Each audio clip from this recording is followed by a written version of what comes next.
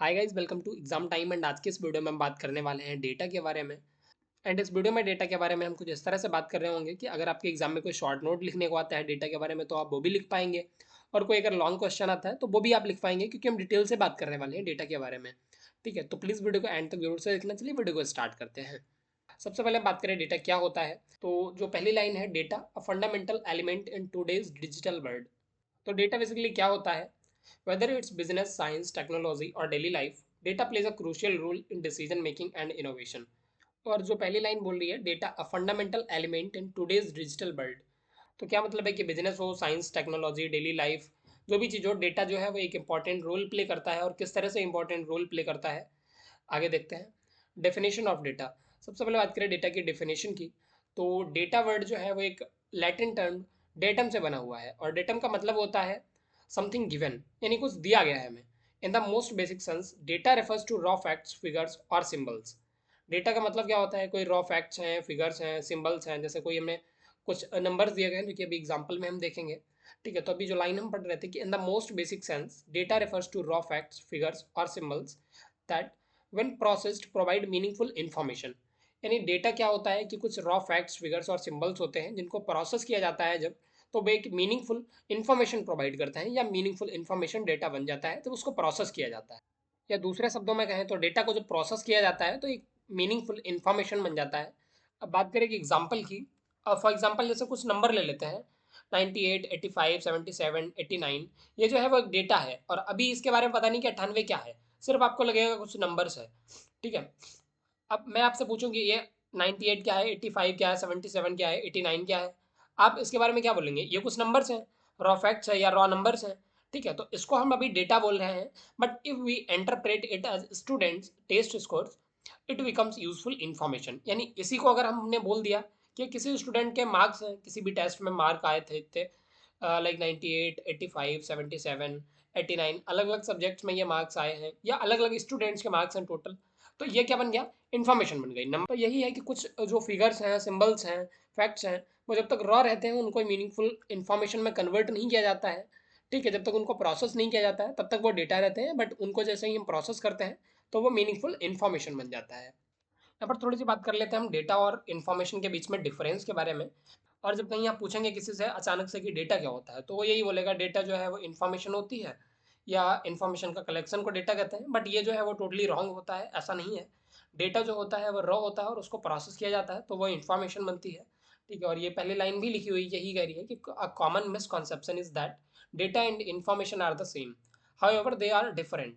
तो किस तरह से ये डिफरेंट है, आइए देखते हैं। डेटा जो है वो रॉ अनप्रोसेस्ड फैक्ट्स होता है, एग्जाम्पल के लिए नंबर्स, टेक्स्ट या इमेज कुछ भी है। जबकि इन्फॉर्मेशन क्या है? ये प्रोसेस की हुई होती है और एक मीनिंगफुल डेटा होता है जो कि डिसीजन मेकिंग के लिए यूज़ किया जाता है। अब यहाँ पर एग्जाम्पल के लिए हमने ले लिया डेटा। एक हमारे पास कुछ अलग अलग कीवर्ड्स हैं, लाइक एक जॉन है, 25 है, मेल है, 70 kg है। अब इससे कोई भी कुछ सेंस नहीं बन रहा कि ये क्या है। अब यही रॉ टेक्स्ट हमारे पास जो था, इसको अगर हम प्रोसेस करें और एक सेंटेंस में कन्वर्ट करें, तो हमें एक सेंटेंस फॉर एग्जांपल बनाया है, John is a 25-year-old male weighing 70 kg। यानी अब इसे हम क्या बोल सकते हैं कि जॉन एक 25-year-old पुरुष है जिसका कि वजन 70 किलो है। ठीक है, तो अब हर चीज़ का मतलब निकल रहा है। जॉन क्या है? एक पुरुष है। 25 क्या है? वो उसकी एज है। मेल क्या है? वो उसका जेंडर है। ठीक है, 70 kg क्या है? उसका वजन है। तो हर चीज़ का मतलब निकल रहा है। तो यही फ़र्क होता है डेटा और इन्फॉर्मेशन में। नाउ आगे बढ़ते हुए बात करें टाइप्स ऑफ डेटा की, यानी डेटा कितने टाइप्स का होता है। डेटा मल्टीपल टाइप्स का होता है, और अलग अलग नेचर, कैरेक्टरिस्टिक्स के बेस पे, अलग अलग चीज़ों के बेस पे डेटा के मल्टीपल टाइप्स होते हैं। और तो यहाँ पर चूंकि मैंने जैसे कि मेंशन कर रखा है, based on structure, based on source and based on nature, यानी 3 टाइप्स के ये डेटा होते हैं। और इन तीनों टाइप के बारे में डिटेल से देखते हैं। तो सबसे पहले हम बात करें बेस्ड ऑन स्ट्रक्चर, यानी बात करें स्ट्रक्चर के बेस पे डेटा के टाइप्स की, तो ये 3 टाइप्स का डेटा होता है। Number 1 structured data, unstructured data, and third जो है वो सेमी स्ट्रक्चर्ड डेटा होता है। अब स्ट्रक्चर्ड डेटा क्या होता है? Organized in a predefined format like databases spreadsheets. इसमें क्या होता है कि डेटा को एक स्ट्रक्चर्ड फॉर्म में ऑर्गेनाइज किया गया है, उसमें प्री डिफाइंड ही कर रखा गया है। अगर कोई वैल्यू है किसी सेल में, ठीक है, तो उस वैल्यू का मतलब क्या है? फॉर एग्जाम्पल हमारे पास कोई एम्प्लॉय रिकॉर्ड्स का एक स्प्रेडशीट है या एक्सेल सीट है, उसमें हमें हर कॉलम का इंफॉर्मेशन जो है वो पहले से ही पता है। फॉर एग्जाम्पल उस एक्सेल सीट में नेम वाले कॉलम में हर एम्प्लॉई का नाम होगा, एज वाले कॉलम में एज होगी और सैलरी वाले कॉलम में सैलरी होगी। ठीक है। अनस्ट्रक्चर्ड डेटा क्या होता है? नो स्पेसिफिक फॉर्मेट और ऑर्गेनाइजेशन। जैसे फॉर एग्जांपल क्या है कि ईमेल्स हैं, अब आपके पास अलग अलग तरीके की ईमेल्स हैं, उनको कहीं ऑर्गेनाइज नहीं किया गया है, यानी उनका कोई स्ट्रक्चर नहीं है कि हाँ यहाँ पर हमें ये वाली ईमेल मिलेंगी। जब अपने इनबॉक्स में जाएंगे तो आपको अलग अलग, आपके ऑफिस है या आपका कॉलेज है या आपके फ्रेंड्स हैं, जिसने भी आपको मेल कर रखा होगा, या फिर आपने कहीं naukri.com पर प्रोफाइल बना रखी है तो उसके ईमेल, तो हर तरीके के ईमेल आपको मिलेंगे। वो यानी एक ऑर्गेनाइज्ड टाइप का नहीं है। ठीक है। यानी अगर आप उसमें देखेंगे कि मैं मुझे इसी स्पेसिफिक टाइम का ईमेल मिले, तो वो आपको उस टाइप का ईमेल नहीं मिलेगा। अगर किसी को सोशल मीडिया अकाउंट पे जाएंगे तो पोस्ट जो होती हैं वो सभी पोस्ट उसकी दिखाएंगे, कोई फिल्टर नहीं है कि हाँ ये वाली इस लोकेशन पे ली थी तो इनका एक अलग फोल्डर आपको मिले। इमेजेस हैं आपके फ़ोन में, जो कैमरा वाली इमेजेस हैं, फिर वो हर तरीके की हैं, यानी उन्हें एक अलग स्पेसिफाई नहीं किया गया है कैटेगरी में। सिंपल सा इतना मतलब है इसका कि नो स्पेसिफिक फॉर्मेट और ऑर्गेनाइजेशन, यानी अनस्ट्रक्चर्ड डेटा जो है वो एक ऑर्गेनाइज्ड वे में नहीं स्टोर किया हुआ होता है। नंबर थर्ड जो है वो सेमी स्ट्रक्चर्ड डेटा है, और इसका मतलब है अ mix of both structured and unstructured data, like Jason and XML files जो होती हैं, जो कि वेब एप्लीकेशंस में यूज़ की जाती हैं, तो इनमें डेटा स्ट्रक्चर्ड वे में भी होता है और अनस्ट्रक्चर्ड वे में भी होता है। ना बात करें सोर्स के बेस पे भी डेटा के टू टाइप्स होते हैं, primary data and secondary data. Primary data क्या होता है कि जो कुछ एक्सपेरिमेंट्स या सर्वेज के थ्रू प्राप्त होता है, उसे प्राइमरी डेटा कहा जाता है। जबकि कुछ एग्जिस्टिंग सोर्स के द्वारा जो डेटा हमें प्राप्त होता है, उसको कलेक्ट किया जाता है, उसे सेकेंडरी डेटा कहते हैं। तो सबसे पहले हम बात करें प्राइमरी डेटा के बारे में, थोड़ी डिटेल्स है। प्राइमरी डेटा में कहाँ से मिलता है? जो साइंटिस्ट होते हैं या अलग पर्सन होते हैं जो अपने एक्सपेरिमेंट्स करते हैं या सर्वे करते हैं, उसके बेस पर जो उनको डेटा मिलता है, जो जानकारी मिलती है, आउटकम मिलता है, वो प्राइमरी डेटा होता है। फॉर एग्जाम्पल एक कंपनी है और वो किसी एक पर्टिकुलर टॉपिक को लेकर अपने कस्टमर से सर्वे करा रही है, और उसमें उनको जो फीडबैक मिलता है वो एक प्राइमरी डेटा होता है। या फॉर एग्जांपल किसी साइंटिस्ट ने कोई एक्सपेरिमेंट किया, ठीक है, किन्हीं भी दो एलिमेंट्स के बीच में, तो उससे रिलेटेड उनका जो रिएक्शन हुआ या जो उन्हें आउटकम प्राप्त हुआ, वो प्राइमरी डेटा होता है। इसके बाद क्या हुआ कि लाइक फॉर एग्जांपल वही सेम एक्सपेरिमेंट अलग अलग तरीके से अलग अलग क्वांटिटी में जब अलग अलग साइंटिस्ट ने किया, तो उसी के बेस पे वो तो प्राइमरी डेटा है। अब इसके बाद उसी प्राइमरी डेटा को कलेक्ट करके किसी ने, यानी वो डेटा तो एग्जिस्ट करता था, अब किसी ने उस पर कोई रिसर्च किया, उस पर कुछ लिखा, ठीक, या उससे रिलेटेड कुछ बनाया एग्जिस्टिंग डेटा से, तो उस डेटा को हम सेकेंडरी डेटा कहते हैं। और इसका एग्जांपल क्या है? रिसर्च पेपर्स, गवर्नमेंट रिपोर्ट्स, यानी कुछ रिसर्च पेपर जो तैयार किए जाते हैं वो क्या होता है, प्राइमरी डेटा में जो रिपोर्ट्स में मिलती हैं उसके बेस पर तैयार किया जाता है। नाउ बात करें डेटा के टाइप्स नेचर के बेस पे, तो नेचर के बेस पे भी टू टाइप्स का डेटा होता है। Number one quantitative data and दूसरा होता है क्वालिटेटिव डेटा। क्वांटिटेटिव डेटा क्या होता है? Measurable and numerical, like temperature, height, sales revenue etcetera. जबकि क्वालिटेटिव डेटा क्या होता है? Descriptive and categorical. ये क्या है? Customer reviews, colours of product. अब इनके बीच में मतलब क्या है? टेम्परेचर, हाइट या सेल्स रिवेन्यू, ये जो होते हैं वो मेजरेबल या न्यूमेरिकल वैल्यू होती हैं, कि इनको हम काउंट कर सकते हैं कि हाँ किस चीज़ का कितना मतलब है, और इनके बीच में कंपैरिजन हो सकता है। जबकि कस्टमर रिव्यूज़ या कलर्स ऑफ प्रोडक्ट, इनमें किस तरह से हम फीडबैक देते हैं, लाइक या तो अच्छा है या अच्छा नहीं है। ठीक है। तो ये थोड़ा सा काउंट के पर्पज से नहीं होते हैं, इनके एक अलग अलग कैटेगरी होती है, लाइक ये अच्छा है या नहीं अच्छा है, उनके अलग अलग मतलब होते हैं। तो थोड़ा सा बस डिफरेंस है इसके बीच में, यही एक लाइन लिख देंगे तो पर्पज हो जाएगा कंप्लीट। नाउ बात करें डेटा के कैरेक्टरिस्टिक्स की, तो डेटा को यूज़फुल होने के लिए कुछ फॉलोइंग कैरेक्टरिस्टिक्स हैं जो कि उस डेटा के पास होनी ही चाहिए ना। नंबर वन क्या है? एक्यूरेसी, यानी डेटा जो है वो एरर फ्री होना चाहिए। नंबर दो है कंप्लीटनेस, यानी कोई वैल्यू जो है वो मिसिंग नहीं होनी चाहिए, डेटा जो है वो कंप्लीट हो, ताकि हम उसको एक यूज़फुल मीनिंग या यूज़फुल इन्फॉर्मेशन में जब कन्वर्ट करेंगे तो वहाँ पर हमें कंप्लीट इन्फॉर्मेशन मिले। नंबर थर्ड जो है वो है टाइमलीनेस, यानी डेटा जब हमें ज़रूरत है तब मिल जाए, नहीं तो फिर उसका कोई मतलब नहीं रह जाएगा। फॉर एग्जांपल आप एक आईपीएल टीम के ऑनर हो या कोच हो, और आपको अगेंस्ट वाली टीम जो आपके सामने खेल रही है उसके प्लेयर्स का डेटा चाहिए, लाइक कौन सा प्लेयर कैसे बॉलिंग करता है, इसके लिए हम क्या काउंटर कर सकते हैं, किस तरह से हमारा प्लेयर इसके अगेंस्ट अच्छा परफॉर्म करे। तो पता लगा मैच खत्म हो गया, इसके बाद आपको वो डेटा मिल रहा है, तो उसका क्या मतलब रह जाएगा? तब तक तो हार चुके होगे आप। फोर्थ जो है वो consistency, uniform across different data sets, यानी डेटा आपका जो है वो डिफरेंट डेटा सेट से यूनिफॉर्म किया गया हो। फिफ्थ जो है वो रेलेवेंस, यानी डेटा जो है वो डिसीजन मेकिंग के लिए यूज़फुल होना चाहिए, उस डेटा को हम यूज़फुल मीनिंग में कन्वर्ट कर पाएँ, डेटा का कोई इंपॉर्टेंस होना चाहिए। आगे बढ़ते हुए बात करें डेटा प्रोसेसिंग साइकिल की, तो डेटा प्रोसेसिंग साइकिल बेसिकली क्या होता है कि एक रॉ डेटा को किस तरह से या किन स्टेप से गुजरना पड़ता है एक मीनिंगफुल इंफॉर्मेशन में कन्वर्ट होने के लिए। तो ये 5 स्टेप्स हैं यहाँ पे: collection, processing, storage, analysis, interpretation. Collection process में क्या होता है कि वेरियस सोर्सेज से डेटा को गैदर किया जाता है, कलेक्ट किया जाता है और इसके बाद प्रोसेस किया जाता है, ऑर्गेनाइजिंग एंड एनालाइजिंग डेटा, यानी डेटा को ऑर्गेनाइज किया जाता है, एनालाइज किया जाता है। देन इसके बाद फिर डेटा को स्टोर किया जाता है डेटा बेसेस में या क्लाउड सर्वर्स, जहाँ भी ज़रूरत होती है। फिर जो स्टोर्ड डेटा है उसको एक्सट्रैक्ट किया जाता है डेटा में से, ठीक है।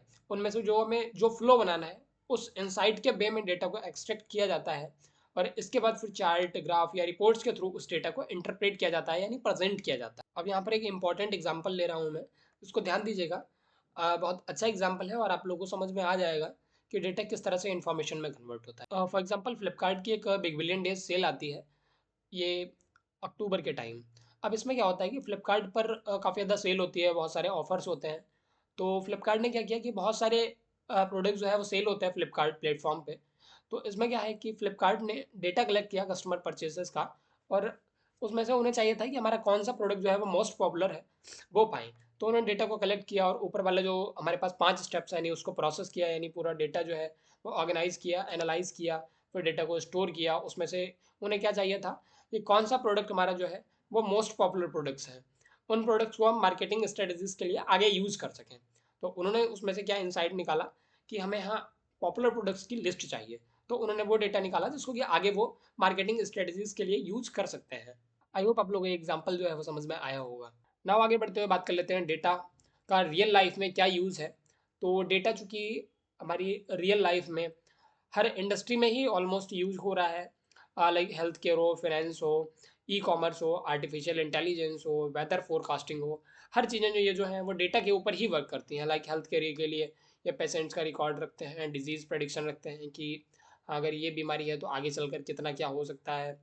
फाइनेंस के लिए तो डेटा के ऊपर ही पूरी बात होती है। ई कॉमर्स में भी जो मैंने आपको बताया कि किस तरह के कस्टमर को क्या डेटा उन्हें शो करना है, किस तरह का कस्टमर के इंटरेस्ट बेस पे ही आपको ऐड दिखते होंगे। फॉर एग्जांपल अगर आप इंस्टाग्राम यूज़ करते हैं तो वहाँ पर आप देखते होंगे कि जो प्रोडक्ट्स आपको पसंद होते हैं वही आपको ऐड में शो किए जाते हैं। या कुछ आप सर्च करते हैं तो सेल्स एनालिसिस के लिए डेटा का यूज़ होता है। एआई तो डेटा के ऊपर ही वर्क कर रहा है, जो एआई को ट्रेन किया जा रहा है वो डेटा के बेस पे ही किया जा रहा है। इवन जो हम सर्च करते हैं, ठीक है, वो भी एक डेटा की तरह वर्क करता है। और हमारा जो सर्चिंग डेटा होता है उसके बेस पे भी एआई मॉडल जो है वो ट्रेन होते रहते हैं, जो कि और ज़्यादा इंटेलिजेंट बन सकें। फिफ्थ हो गया weather forecasting, like climate changes के बारे में, या आज बारिश होगी या नहीं होगी। तो डेटा के बेस पे ही ये प्रेडिक्ट किया जाता है। अब ये 5 यहाँ पर लिखे हुए हैं तो इसका मतलब ये नहीं है कि 5 ही हैं।